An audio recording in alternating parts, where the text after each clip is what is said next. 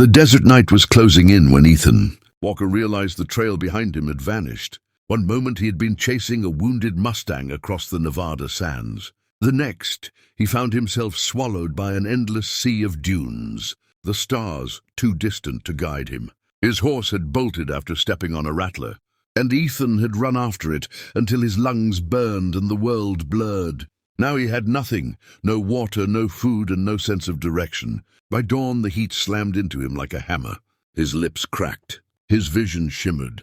He stumbled across the desert floor, whispering to himself, just one more step. Just one more. But the sun cared nothing for promises. It beat down until he dropped to his knees, the sand scorching through his pants. He closed his eyes, thinking that maybe this was how his story would end, alone, forgotten, swallowed by the land he had tried to tame. But fate had different plans.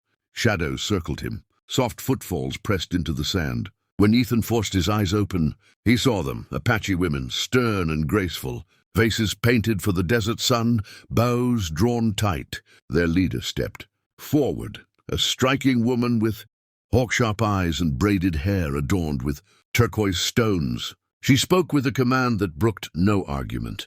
"You are trespassing," she said. "But you will not die here today." Ethan wanted to answer, but only a rasp came out. Darkness pulled him under. When he woke, he was inside a circular hut made of wood and woven reeds. Cool cloth rested on his forehead. Someone had forced water between his lips. His head throbbed, but he was alive. When he tried to sit up, a woman beside him put a firm hand on his chest. "Rest," she murmured. "You were almost gone." For days, the Apache women tended to him, giving him water, herbs and food he barely remembered eating. The camp lay hidden in a canyon oasis, green, quiet, untouched by the outside world. Women moved with effortless confidence, and the air carried the smell of juniper and riverstone. It was unlike any place Ethan had known, but every kindness felt edged with something unspoken, a weight he didn't yet understand. Finally, the queen visited him. She introduced herself as Nayeli, heir of a long matrilineal line. Her people, she explained, were a secluded band of Apache who had survived by keeping hidden. Nearly all their men had been lost to disease and conflict years before. The tribe's future was now fragile, dangling between survival and extinction. "We took you in," she said calmly, "because the spirit sent you, and because we have need." Ethan frowned. "Need? What kind of need?" Nayeli's eyes softened with something that looked almost like sorrow. "Our people cannot endure without new life. The women chose you. I chose you. They believe you may be the one to ensure our future." The meaning struck him like a blow. "You're asking me to give us an heir," she finished, her voice steady but not unkind. Ethan recoiled. "I can't. You saved my life and I'm grateful. But I can't be owned. And I can't be forced." A hush filled the tent, heavy and dangerous. Nayeli studied him for a long moment, and instead of anger, Ethan saw pain flicker in her expression. "You misunderstand," she said quietly. "Nothing here is taken by force. But we are desperate, and desperation can make even kindness feel like pressure." She stood to leave, then paused at the flap. "You will not be held prisoner. Walk the camp, speak to our women, learn our story, then decide." For the first time, Ethan realized he wasn't chained. He wasn't guarded.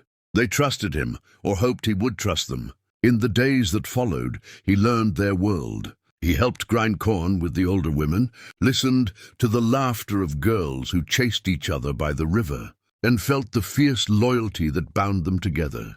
They invited him into their meals, their songs, their stories. These people weren't savages or enemies. They were survivors clinging to hope. Nayeli remained distant but watchful. Ethan saw her leading ceremonies, resolving disputes, comforting the grieving. She carried the weight of an entire nation on her shoulders. And slowly, Ethan's fear shifted into something else: respect and admiration. One evening, as the sun spilled gold across the canyon, Nayeli sat beside him on a flat boulder overlooking the oasis.